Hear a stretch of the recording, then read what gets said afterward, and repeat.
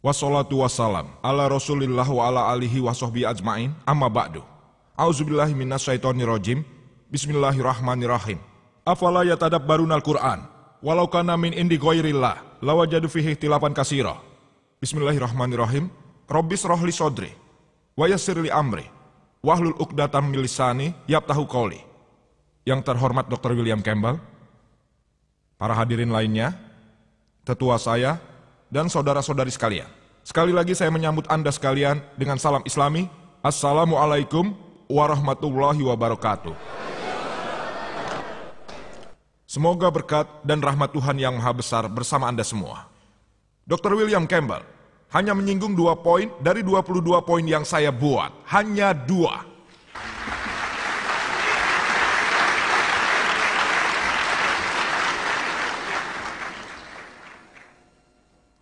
Hal pertama yang disampaikannya adalah beliau berpendapat bahwa hari-hari yang disebutkan dalam Injil, dia menanggapnya sebagai periode panjang.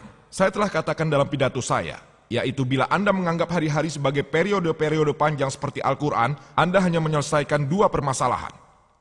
Masalah 6 hari penciptaan. Hari pertama terciptalah matahari dan hari ketiga terciptalah bumi. 4 masalah yang ada masih tersisa. Sehingga Dr. William Campbell cenderung berkata hari-hari adalah periode-periode panjang. Dari 6, dia hanya menyelesaikan 2 kesalahan ilmiah. 4 masalah masih tersisa mengenai penciptaan alam, beliau setuju. Itu bagus. Beliau mengatakan hal tersebut sulit untuk dijawab. Hal kedua yang disinggung adalah mengenai tes ilmiah dari Mark. Bab nomor 16, ayat 17 dan 18. Dia berkata, salah seorang temannya yang bernama Hari, apapun namanya dulu, di Maroko,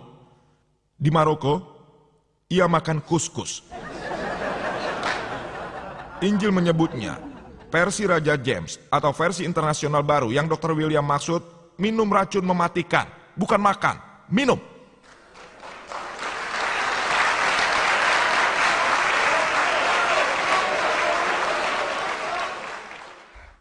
Saya tidak keberatan, bahkan bila ada seseorang makan racun mematikan juga tidak masalah. Tapi itu hanya 1 orang di Maroko. Yang saya tahu 2 miliar orang Kristen ada di dunia. Tak seorang pun yang dapat selamat. 1 dari 2 miliar orang. Saya rasa Dr. William Campbell adalah seorang penganut Kristen yang taat. Saya memintanya untuk melakukan tersebut, bukan temannya yang telah meninggal.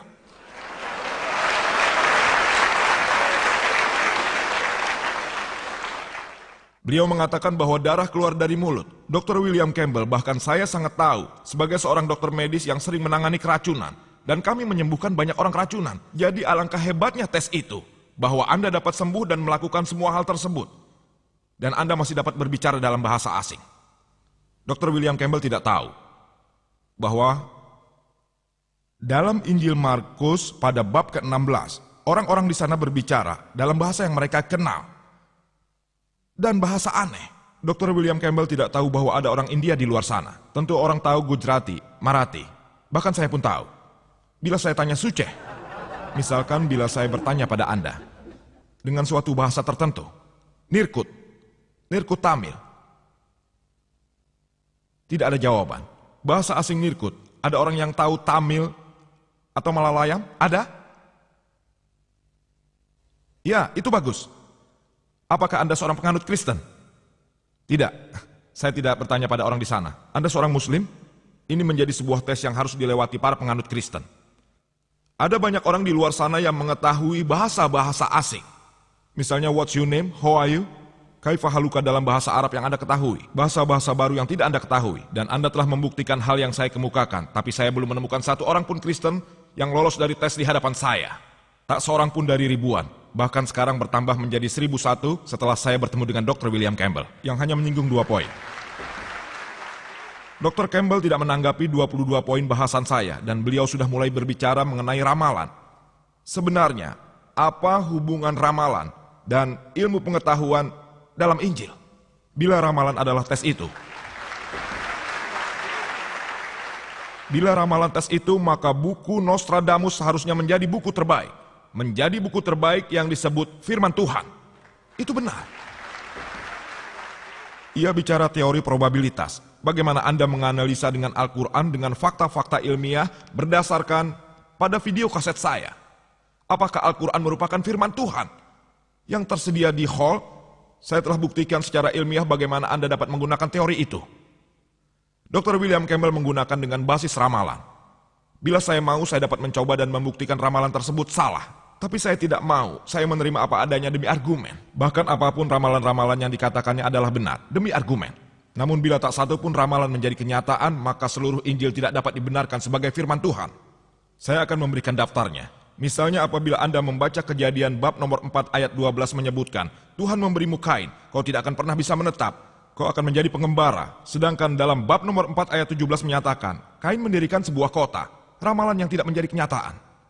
Dan bila Anda membaca Yeremia bab nomor 36 ayat 30 menyebutkan, Yoyakin ayah Yoyakin, tak seorang pun akan bisa menguasai tahtanya. Tahta David, tak seorang pun bisa menguasainya. Apabila Anda membaca Raja-Raja 2 bab nomor 24 ayat 6, menyebutkan bahwa Yoyakin setelah ia meninggal, kemudian Yoyakin menggantikan menjadi raja.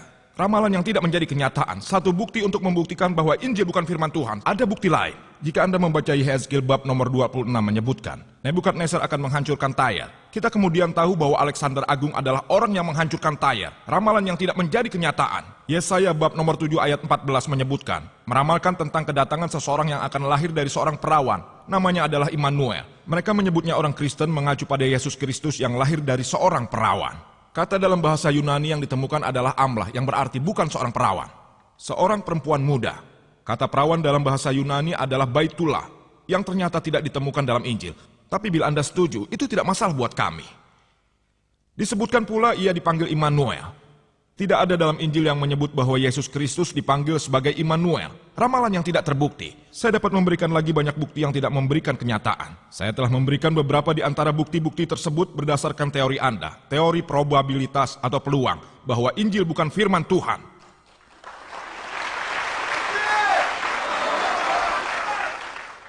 Dr. William Campbell mengatakan, berdasarkan Quran, Ilyas memenangkan perang. Berdasarkan Injil, Ilyas kalah dalam perang. Apapun itu, bukan berarti bahwa Injil benar dan Al-Quran salah. Bila ada yang berbeda antara Injil dan Al-Quran, lalu diasumsikan Injil merupakan firman Tuhan. Apabila keduanya dianalisa, bisa saja Quran benar dan Injil salah. Bisa Injil benar dan Al-Quran salah. Bisa saja keduanya salah. Atau bisa saja keduanya benar. Kalau kita harus menganalisa siapa sebenarnya yang salah, maka Anda harus menggunakan sumber ketiga dari luar yang benar-benar otentik. Hanya karena Injil menyebutkan Ilyas kalah dan Quran menyebutkan Ilyas menang, lalu Quran dianggap salah. Hal ini tidak logis. Dr. William Campbell. Selain menanggapi kesalahan ilmiah yang telah saya sebutkan, saya akan bahas hal-hal yang tidak bisa dijelaskan karena kurangnya waktu. Ada sekitar 6 atau 7 poin yang beliau singgung dalam pidatonya yang insya Allah akan saya beri tanggapan.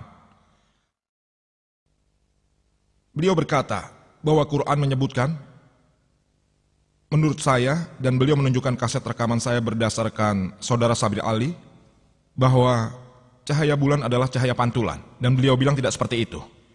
Saya akan mengutip lagi, bahwa Al-Quran menyebutkan dalam surat Furqan 25 ayat 61, bahwa Maha Suci Allah yang menjadikan langit di gugusan bintang-bintang, dan dia menjadikan juga padanya matahari dan bulan yang bercahaya.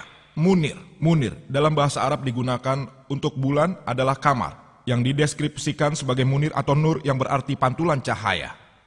Kata dalam bahasa Arab yang digunakan untuk matahari adalah syam, yang selalu dideskripsikan sebagai wahad. Dia, yang berarti obor yang bersinar. Sebuah cahaya kemenangan. Saya dapat memberikan referensi surat Nuh 71 ayat 15 dan 16, surat Yunus 10 ayat 5, dan seterusnya.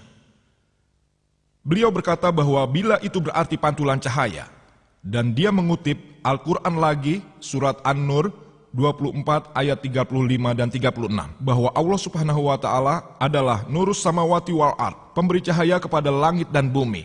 Bacalah ayat tersebut secara lengkap. Analisalah apa yang disebutkannya. Allah adalah cahaya. Nur disebutkan Allah adalah pemberi cahaya kepada langit dan bumi. Ini merupakan sebuah perumpamaan. Sebuah relung yang di dalamnya ada terdapat sebuah lampu. Kata itu ada di sana. Jadi Allah telah memiliki cahaya sendiri dan bahkan pantulan cahaya. Seperti pada saat Anda melihat lampu halogen.